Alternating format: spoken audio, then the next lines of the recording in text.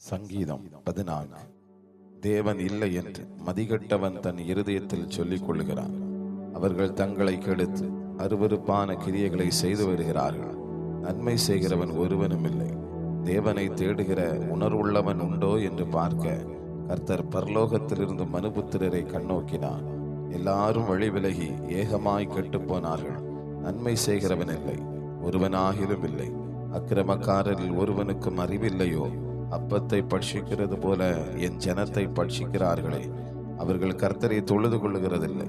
அங்கே அவர்கள் மிகவும் பயந்தார்கள். தேவன் நீதிமானுடைய சந்ததியோட இருக்கிறாரே.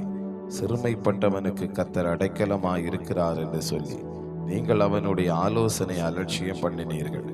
சீயோனிலிருந்து இஸ்ரவேலுக்கு ரட்சிப்பு வருவதாக.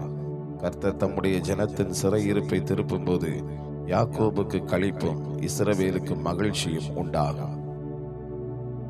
சங்கீதம் 15. கர்த்தாவே, யார் உம்முடைய கூடாரத்தில் தங்குவான்? யார் உம்முடைய பரிசுத்த பர்வதத்தில் வாசம் பண்ணுவான்? உத்தமனாய் நடந்து நீதியை நடப்பித்து மனதார சத்தியத்தை பேசுகிறவன் தானே. அவன் தன் நாவினால் புறங்கூறாமலும் தன் தோழனுக்கு தீங்கு செய்யாமலும் தன் அயலான் மேல் சொல்லப்படும் நிந்தையான பேச்சை எடுக்காமலும் இருக்கிறான். ஆகாதவன் அவன் பார்வைக்கு தீழ்ப்பானவன். கர்த்தருக்கு பயந்தவர்களையோ கனம் பண்ணுகிறான். ஆணையிட்டதில் தனக்கு நஷ்டம் வந்தாலும் தவறாதிருக்கிறான். தன் பணத்தை வட்டிக்கு கொடாமலும் குற்றமில்லாதவனுக்கு விரோதமாய் பரிதானம் வாங்காமலும் இருக்கிறான். இப்படி செய்கிறவன் என்றென்றைக்கும் அசைக்கப்படுவதில்லை.